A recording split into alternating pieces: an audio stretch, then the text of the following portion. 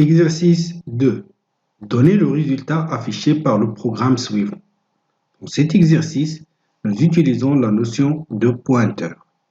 Rappelons tout d'abord, c'est quoi un pointeur? Un pointeur, c'est une variable qui contient l'adresse d'une autre variable. Exemple, lorsque vous déclarez une variable de type entier, int a, et vous voulez déclarer un pointeur sur a, il suffit d'utiliser int étoile p égale l'adresse de a. Remarquez que dans le pointeur, on met l'adresse d'une variable et non la valeur d'une variable.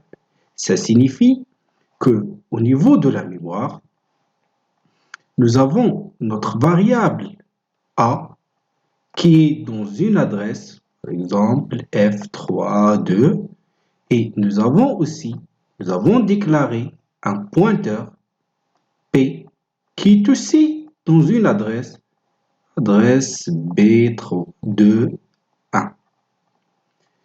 La valeur pour le contenu de la variable p, c'est l'adresse f3, 2, pour dire que p pointe sur la variable a. Si on affiche p, il va nous donner l'adresse qu'elle contient, l'adresse f3, 2. Ça veut dire l'adresse de la variable sur laquelle il pointe.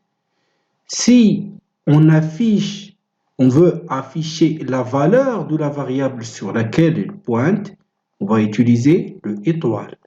Le étoile p va nous retourner la valeur de la variable sur laquelle elle pointe. Ici, p pointe sur a, et a, il contient, par exemple, 10. Ça signifie que étoile p va nous donner 10. Résumons, un pointeur, c'est une variable qui contient l'adresse d'une autre variable. Si on affiche p, on va afficher uniquement l'adresse de la variable sur laquelle elle pointe. Si on utilise étoile p, on affiche la valeur de la variable sur laquelle elle pointe. Revenons à notre exercice. Dans cet exercice, nous avons déclaré a comme étant int et la valeur de a, c'est 10.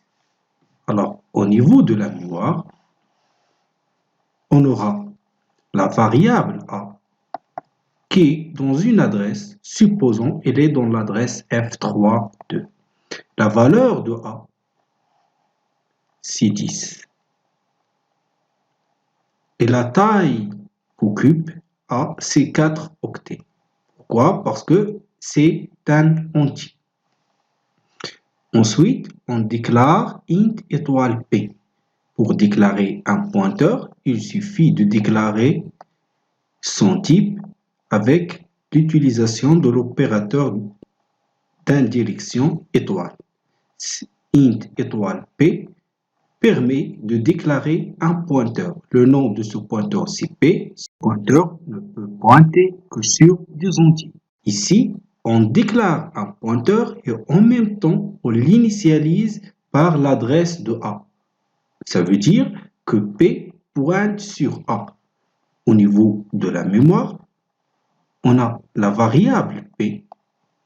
P maintenant, il pointe sur la variable a. Ça signifie que p contient l'adresse de a. L'adresse f3, 2. On peut schématiser ceci par une flèche pour dire que p pointe sur a. Int b égale étoile p. Ici, nous avons déclaré une autre variable qui s'appelle b, la variable b. La variable b égale étoile p. Étoile p signifie quoi? Signifie le contenu de la variable sur laquelle pointe p.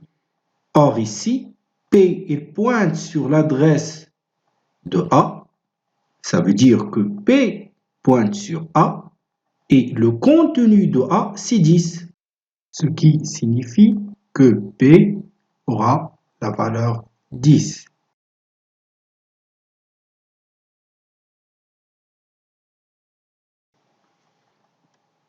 Alors, on a A est égal à 10, P pointe sur A.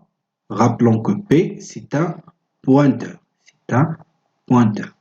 Et P aussi, c'est une variable P. Et il est égal au contenu de la variable sur laquelle pointe P. Ça veut dire qu'il est égal aussi à 10.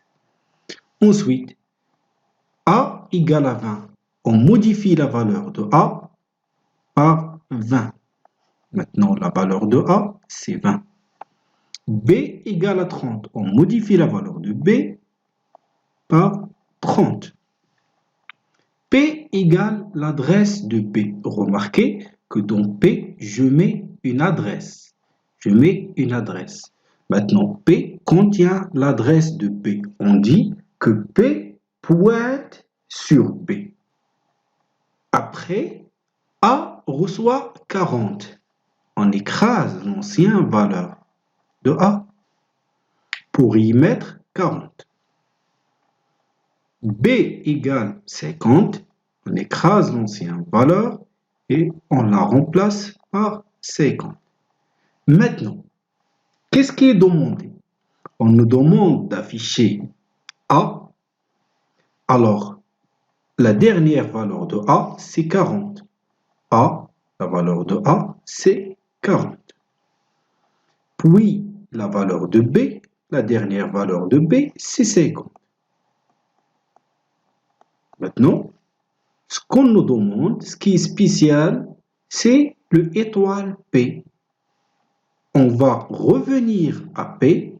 P maintenant, il pointe sur la variable B et la valeur, ce qu'on demande ici, c'est la valeur étoile P. Ça signifie la valeur de la variable sur laquelle pointe P. P, il pointe sur B et la valeur de B, c'est 50. Ainsi, on va afficher 40, 50, 50. On compile, on exécute et vous remarquez que effectivement, on a obtenu 40, 50, 50, la valeur de P, la valeur de la variable sur laquelle pointe P, ça veut dire la valeur de B.